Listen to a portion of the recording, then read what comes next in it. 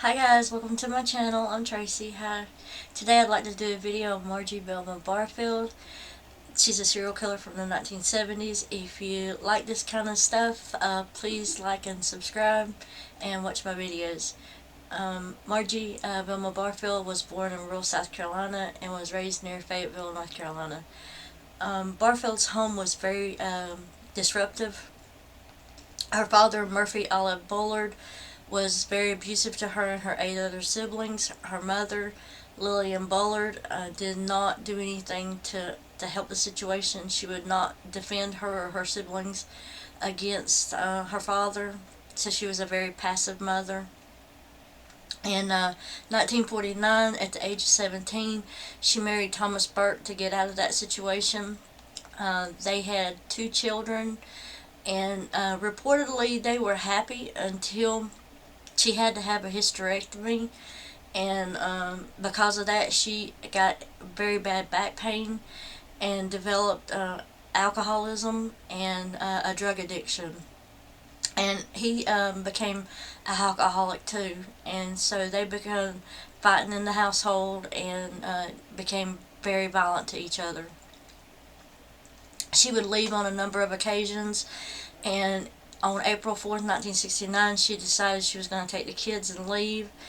And somewhere along the line, she decided to go back. And when she got back to the house, she found that the house had burned down and that Burke had died. In 1970, Velma married a widower named Jennings Barfield, but less than a year after they were married, he died on March the 22nd, 1971, from heart complications. So she was left a widower again. In 1974, she was living with her parents, and Lillian Bullard, Barfield's mother, got sick, and she had very bad diarrhea, vomiting, and nausea, and she got sick, but she recovered after a couple of days.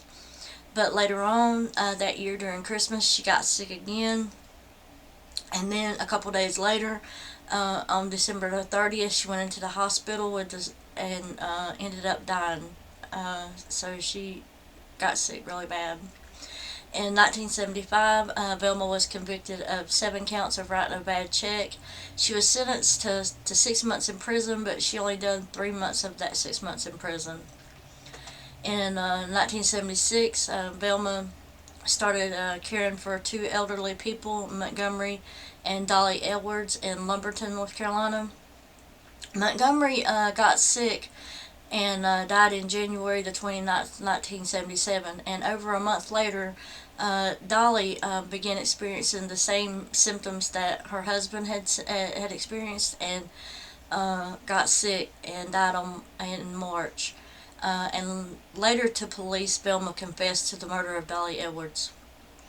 A year later, she took another caretaker job for 76-year-old Ricker Lee, who had broken her leg and needed someone to take care of her.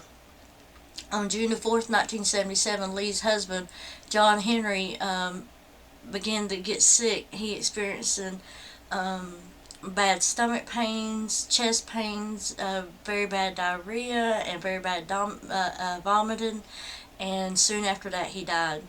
And Barfield later confessed to the police, confessed to his murder.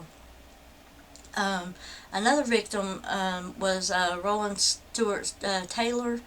He was Velma's boyfriend at the time and a relative of Dolly Edwards.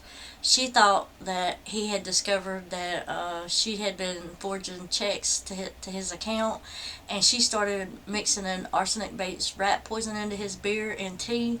She had claimed that she was trying to make him sick, but he ended up dying, and she was trying to nurse him back to health, and they did an autopsy on him and found the arsenic in his system. After her arrest, the body of Jennings Barfield was exhumed, and they had found traces of arsenic in his system too. She had denied having committed the murder of him, though. Although she subsequently confessed to the murders of Lillian Bullard, Dolly Edwards, and John Henry Lee, she was only tried and convicted for the murder of Taylor, even though she confessed to 6 other murders. She was imprisoned at Central Prison in Raleigh, North Carolina, in the area for escape prone prisoners and for the mentally ill, because there was no designated area for women under the death sentences at that time, and she was the only female death row inmate. And in her stay at the prison, she became a devout Christian, and she would preach to the other prisoners about Christianity. She had such a following that they had tried to get her a communication to life imprisonment, but it had failed. They had claimed, a professor of psychiatry at New York University School of Medicine had claimed that she had had a dissociative identity disorder, and that she had had a second personality, and that she had been a victim of sexual abuse.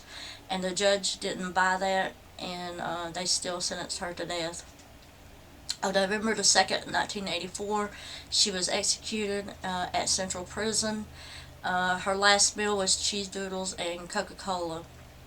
She was the first woman to be executed by lethal injection, and the first woman in the United States to be executed after the 1976 resumption of capital punishment, the first one since 1962. There was a lot of controversy about her execution. There's still a lot of controversy today about her execution. She had a lot of followers who tried to commute her sentence to life in prison. If you like this video, please like and subscribe, and thank you for your time. Thank you very much.